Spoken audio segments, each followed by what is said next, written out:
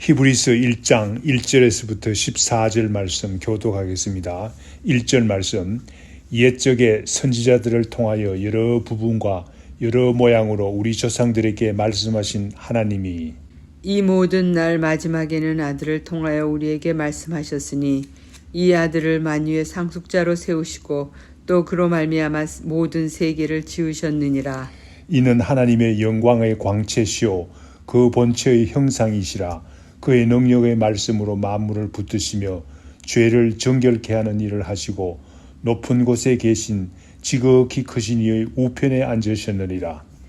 그가 천사보다 훨씬 뛰어남은 그들보다 더욱 아름다운 이름을 기업으로 얻으심이니 하나님께서 어느 때에 천사 중 누구에게 너는 내 아들이라 오늘 내가 너를 낳았다 하셨으며 또다시 나는 그에게 아버지가 되고 그는 내게 아들이 되리라 하셨느냐. 또 그가 맏아들을 이끌어 세상에 다시 들어오게 하실 때에 하나님의 모든 천사들은 그에게 경배할지어다 말씀하시며 또 천사들에 관하여는 그는 그의 천사들을 바람으로 그의 사역자들을 불꽃으로 삼으시느니라 하셨으되 아들에 관하여는 하나님이여 주의 보좌는 영영하며 주의 나라의 균은 공평한 균이이다. 주께서 의를 사랑하시고 불법을 미워하셨으니 그러므로 하나님 고 주의 하나님이 즐거움의 기름을 주께 부어 주를 동류들보다 뛰어나게 하셨도다 하였고 또 주여 태초에 주께서 땅에 기초를 두셨으며 하늘도 주의 손으로 지으신 바라. 그것들은 멸망할 것이나 오직 주는 영존할 것이요 그것들은 다 옷과 같이 낡아지리니 의복처럼 갈아입을 것이요 그것들은 옷과 같이 변할 것이나 주는 여전하여 연대가 다함이 없으리라 하였으나 어느 때의 천사 중 누구에게 내가 내 원수로 내 발등상이 되게 하기까지 너는 내 우편에 앉아 있으라 하셨느냐. 14절 말씀 다 같이 모든 천사들은 섬기는 영으로서 구원받을 상속자들을 위하여 섬기라고 보내심이 아니냐. 아멘. 히브리서는 예수 그리스도의 우월성을 나타내고 있습니다. 당시 많은 그리스도인들이 유대인들이었습니다. 동족인 유대인들로부터 핍박이 심했습니다. 그래서 핍박을 피하기 위해서 유대교로 돌아갈 위험에 처해 있었습니다. 히브리서에서는 이러한 상황에서도 그리스도를 섬기는 것이 마땅한 일이요 올바른 일이라는 사실을 강조하고 있습니다. 왜냐하면 예수 그리스도는 만물 위에 뛰어난 분이시기 때문입니다. 성도 여러분, 우리가 아무리 어려워도 예수 그리스도를 떠날 수 없습니다. 왜냐하면 예수 그리스도는 모든 피조물 위에 뛰어나신 분이시기 때문입니다. 만물 위에 뛰어나신 분을 섬기는 것은 마땅한 일이 아니겠습니까? 먼저 히브리서 전체적인 내용을 간단히 살펴보겠습니다. 1장 1절에서부터 4장 13절에서는 예수 그리스도는 하나님의 아들로서 모든 만물을 창조하신 분이라고 하십니다. 천사보다 뛰어나시고 모세보다도 뛰어난 모든 피조물 위에 뛰어나신 분이라는 사실을 강조하고 있습니다. 4장 14절부터 10장 18절에서는 예수 그리스도의 사역의 우월성을 나타내고 있습니다. 대제사장으로서 십자가에서 우리 죄를 위해서 죽으셨습니다. 예수 그리스도께서 죽으셨습니다. 이 같은 일은 멜기세덱의 반차를 쫓아서 하신 일이라고 합니다. 아론이 대제사장으로서 할 수 없는 뛰어난 일을 하셨습니다.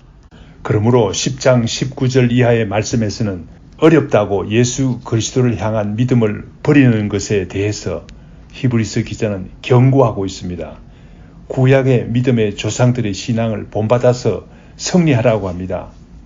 히브리서 12장 2절 말씀, 믿음의 주요 온전케 하시는 이인 예수를 바라보자 라고 합니다. 어려운 가운데서도 예수 그리스도를 바라보면서 승리하라고 히브리서 기자는 말씀하고 있습니다. 먼저 우리가 읽은 본문 말씀 1절에서 3절에서는 우리가 믿는 예수 그리스도가 어떤 분이신가를 나타내고자 합니다. 구약 성경에 나타난 선지자들이 이미 구약 시대 성도들에게 이미 나타내셨다고 했습니다. 그런데 마지막 날에는 아들을 통해서 말씀하셨다고 합니다. 이분이 하나님의 아들이 되신 이분이 바로 예수 그리스도이신데 이 아들을 만유의 상속자로 세우셨다고 하십니다. 아들이 상속자가 되는 것은 당연한 사실이 아닙니까? 또한 예수 그리스도를 통해서 만물을 창조하셨다고 합니다. 그러므로 예수 그리스도는 만물의 창조자이시고 하나님의 아들이시며 만유의 상속자이심을 나타내고 있습니다. 또한 3절에서는 아들 되시는 예수 그리스도가 어떤 분이신지를 더욱 자세히 나타내고 있습니다. 3절 말씀 읽어보겠습니다. 이는 하나님의 영광의 광채시요 그 본체의 형상이시라. 그의 능력의 말씀으로 만물을 붙드시며 죄를 정결케 하는 일을 하시고 높은 곳에 계신 지극히 크신 이의 우편에 앉으셨느니라 라고 했습니다. 너무 귀한 말씀들이 많습니다. 이 말씀들을 하나하나 좀 설명하겠습니다. 먼저 예수 그리스도는 하나님의 영광의 광채라고 합니다. 하나님의 영광은 하나님의 속성을 말합니다. 예수 그리스도가 하나님의 영광의 광채라고 했으니 예수 그리스도가 바로 하나님의 속성을 가진 하나님이시라는 사실을 나타내고자 합니다. 또한 본체의 형상이라고 합니다. 형상이라는 말은 원형을 그대로 그린 것을 말합니다. 초상화를 그리듯이 원래 모습을 그대로 옮긴 것을 말합니다. 본체라는 말은 하나님의 본질을 의미합니다. 결국 이 말씀은 무슨 말입니까? 본체의 형상이라는 말은 하나님의 본질의 모습을 그대로 가지신 분이시라는 말입니다. 바로 하나님과 동등한 분이심을 나타내고 있습니다. 또한 그의 능력으로 만물을 붙드시는 분이시라고 합니다. 만물을 붙드신다는 말은 원래 운반하다는 의미를 가지고 있는데 한마디로 말해서 예수 그리스도께서 만물을 지금도 주관하시고 섭리하시는 분이시라는 말입니다. 또한 죄를 정결하게 하시는 분이심을 나타내고 있습니다. 예수 그리스도께서 십자가에 죽으심으로 우리의 죄를 정결하게 하셨다는 말입니다. 히브리서 9장 28절 말씀과 연결이 되는 말씀입니다. 우리가 다 죽을 수밖에 없는 사람이 아닙니까? 그런데 이와 같이 그리스도도 많은 사람의 죄를 담당하시려고 단번에 들이신 바 되셨고 단번에 죽으셨다는 말이 아니겠습니까? 십자가에 죽으셨다는 말이 아니겠습니까? 그러나 지금은 어디 계십니까? 지극히 높으시니 우편에 앉으셨느니라 라고 했습니다. 하나님의 우편에 앉아 계신다는 말입니다. 하나님의 우편에 앉아 계신다는 말은 구약에서도 미리 말씀하셨습니다. 시편 110편 1절 말씀에 나옵니다. 여호와께서 내 주에게 말씀하시기를 내가 내 원수들로 내 발판이 되게 하기까지 너는 내 오른쪽에 앉으라. 신약 성경에도 여러 곳에서 이와 같이 증거합니다. 예를 들면 에베소 1장 20절 말씀에 보면 그의 능력이 그리스도 안에 역사하사 죽은 자들 가운데서 다시 살리시고 하늘에서 자기 오른편에 앉히사라고 했습니다. 이와 같이 그리스도는 지금 하나님의 우편에 앉아 계십니다.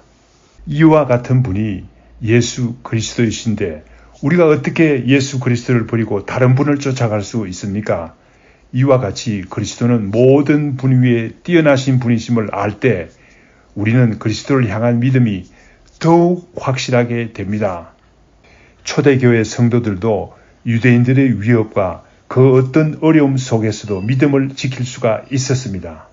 같은 이유로 예수 그리스도께서 우리도 어떤 어려움 가운데서도 주님께서 지켜주실 것을 믿습니다. 본문 말씀 4절에서부터 14절에서는 천사보다도 훨씬 뛰어나신 예수 그리스도를 나타내고 있습니다. 초대교회에서는 유대인들 중에서 에세네파의 영향으로 천사 숭배 사상이 있었습니다.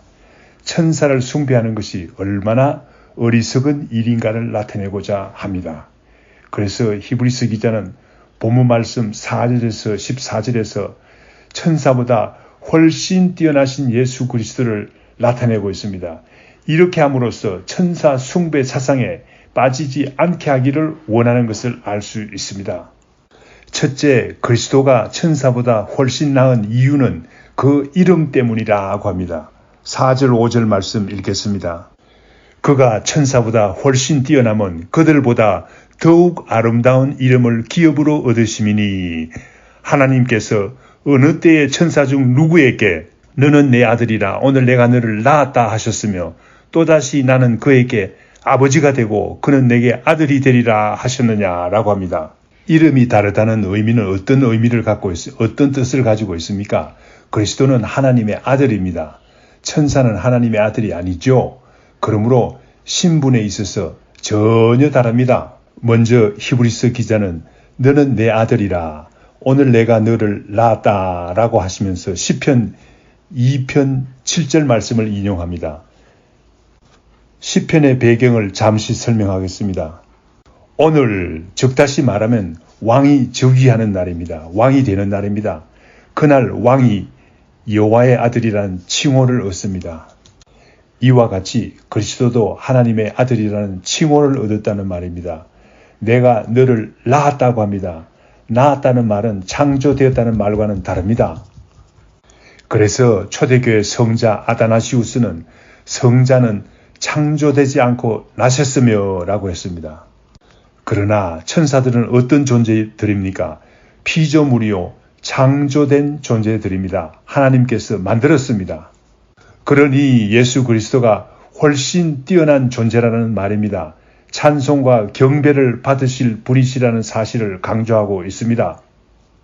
그 어떤 천사에게라도 하나님께서 내가 천사의 아버지가 되고 천사가 내 아들이라고 말한 적이 있느냐고 묻고 있습니다. 없다는 말이죠. 그리스도와 천사의 신분이 이렇게 차이나는 존재입니다. 그래서 그리스도께서 다시 세상에 오실 때 6절 말씀에 보면 하나님께서는 모든 천사들에게 명령합니다.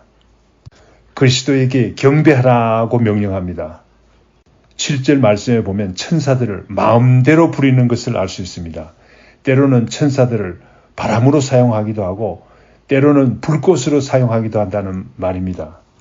천사가 이런 모습이라면 이런 존재라면 하나님의 아들인 그리스도는 어떤 분이십니까? 8절 9절에 잘 나타나 있습니다. 8절 9절 읽겠습니다. 아들에 관하여는 하나님이여 주의 보호자는 영영하며 주의 나라의 규는 공평한 규이니이다. 주께서 의를 사랑하시고 불법을 미워하셨으니 그러므로 하나님 곧 주의 하나님이 즐거움의 기름을 주께 부어 주를 동료들보다 뛰어나게 하셨도다 하였고 주의 보호자는 그리스도의 왕권을 의미합니다. 그리스도의 왕권이 영영하다고 말합니다. 그리스도의 왕권이 영원 불변하다고 합니다. 또한 주의 나라의 규는 공평한 규인이다 라고 합니다. 규라는 말은 다스림을 나타냅니다. 규가 공평하다는 것은 그리스도의 다스림이 공평하다는 말입니다. 그러므로 그리스도가 다스리는 가운데 있는 모든 사람들은 공평함을 느끼고 살고 있음을 알 수 있습니다. 또한 9절 말씀에 주께서는 의를 사랑하십니다. 불법을 미워하시기 때문에 기쁨이 넘치는 통치를 한다는 말입니다. 10절에서 12절에서는 변화되는 피조물의 상태와 영존하시는 그리스도를 비교합니다. 그리스도께서 창조한 만물들은 변화하기도 합니다. 옷과 같이 낡아지기도 합니다. 그러나 그리스도는 영존하실 분이시라는 사실을 강조하고 있습니다. 13절, 14절에서는 그리스도의 최후적 승리를 노래하는 구절입니다. 13절, 14절 말씀 읽겠습니다. 어느 때의 천사 중 누구에게 내가 내 원수로 내 발등상이 되게 하기까지 너는 내 우편에 앉아 있으라 하셨느냐. 모든 천사들은 섬기는 영으로서 구원받을 상속자들을 위하여 섬기라고 보내심이 아니냐라고 했습니다. 그리스도께서 고난을 받으시고 십자가에 죽으셨습니다. 부활 성천하시고 지금은 하나님의 우편에 앉아 계십니다. 그러나 세상의 마지막에는 원수 사단을 발등상처럼 밟으신다는 승리의 노래입니다. 그리스도는 이와 같이 존귀하시며 만물 위에 뛰어나신 분이라는 사실을 나타내고 있습니다. 한편 모든 천사들은 섬기는 영이라고 하십니다. 구원받을 상속자들을 섬길 존재들이라고 합니다. 그런데 어리석게도 구원받을 상속자들이 그리스도를 버리고 만약 천사들을 섬긴다면 얼마나 불행한 일입니까? 이러한 일은 절대로 일어나서 안 된다는 말씀이 히브리서 기자의 생각입니다. 우리도 같은 생각과 믿음을 가져야 되겠습니다. 다 같이 기도하겠습니다. 주님, 오늘 아침 귀한 말씀을 주신 것 감사합니다. 우리가 섬기는 그리스도는 하나님의 아들이시오 만유의 상속자이십니다. 또한 그리스도는 하나님과 동등한 분이십니다. 하나님과 같은 속성을 가지신 분이십니다. 모든 천사 위에 뛰어난 분이십니다. 주의 나라는 영원 불변하는 영존하는 나라입니다. 우리에게 이와 같이 진실로 힘있는 그리스도를 섬기는 귀한 길을 보여주셔서 감사합니다. 예수님의 이름으로 기도드립니다. 아멘.